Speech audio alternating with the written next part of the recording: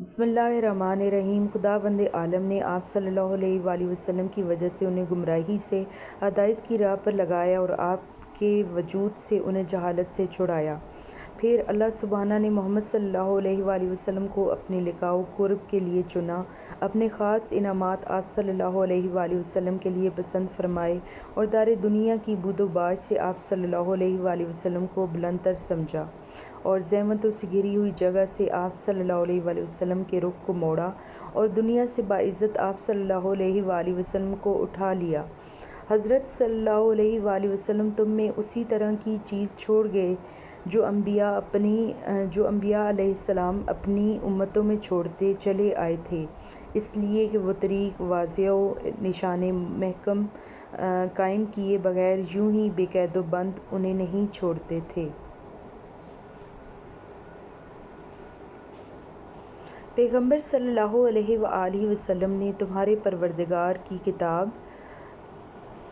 تم میں چھوڑی ہے اس حالت میں کہ انہوں نے کتاب کے حلال و حرام، واجبات و مستحبات، ناسخ و منسوخ، رقص العزائم، خاص و عام، عبر و امثال، مقید و مطلق، محکم و متشابہ کو واضح طور سے بیان کر دیا، مجمل آیتوں کی تفسیر کر دی، اس کی گتھیوں کو سلجھا دیا۔ اس میں کچھ آیتیں وہ ہیں جن کے جاننے کی پابندی عائد کی گئی ہے، اور کچھ وہ ہیں اگر اس کے بندے ان سے ناواقف رہیں تو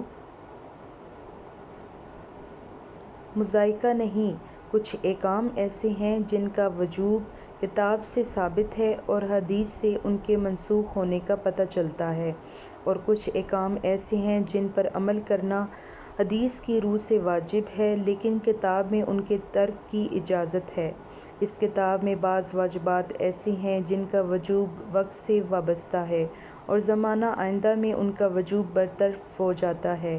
قرآن کے محرمات میں بھی تفریق ہے، کچھ کبیرہ ہیں جن کے لیے آتش جہنم کی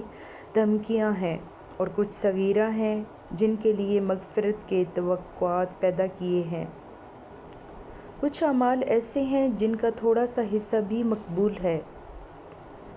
اور زیادہ سے زیادہ اضافہ کی گنجائش رکھی ہے۔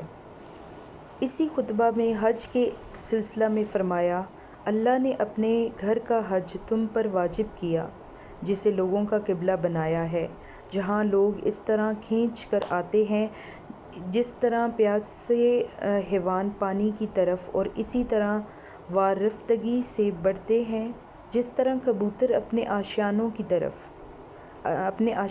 کی جانب۔ اللہ جل شانہ نے اس کو اپنی عظمت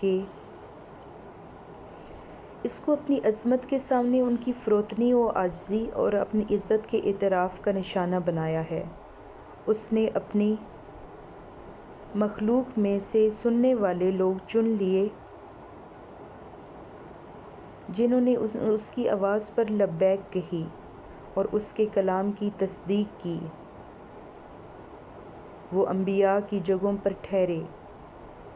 عرش پر طواف کرنے والے فرشتوں سے شباہت اختیار کی۔ وہ اپنی عبادت کی تجارت گاہ میں منفعتوں کو سمیٹتے